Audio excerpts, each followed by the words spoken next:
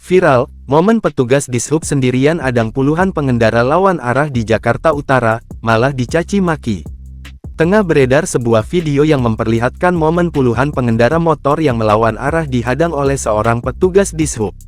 Diketahui, video tersebut diunggah oleh akun Instagram @lensa_berita_Jakarta pada Kamis tanggal 9 November tahun 2023.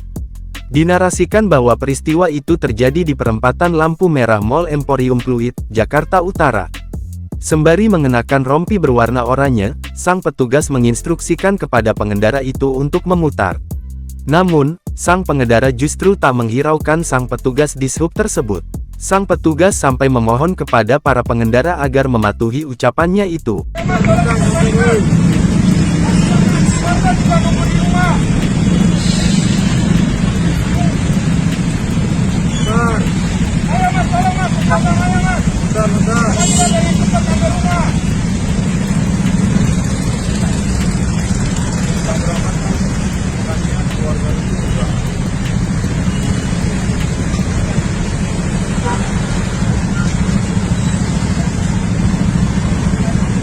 Dijelaskan dalam unggahan tersebut bahwa sebelum video itu direkam, sempat terjadi percekcokan antara pengendara dan petugas.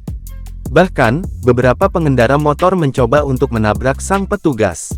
Kini, video itu pun viral dan mendapatkan atensi dari masyarakat luas. Warganet pun ramai memberikan komentar dalam unggahan tersebut.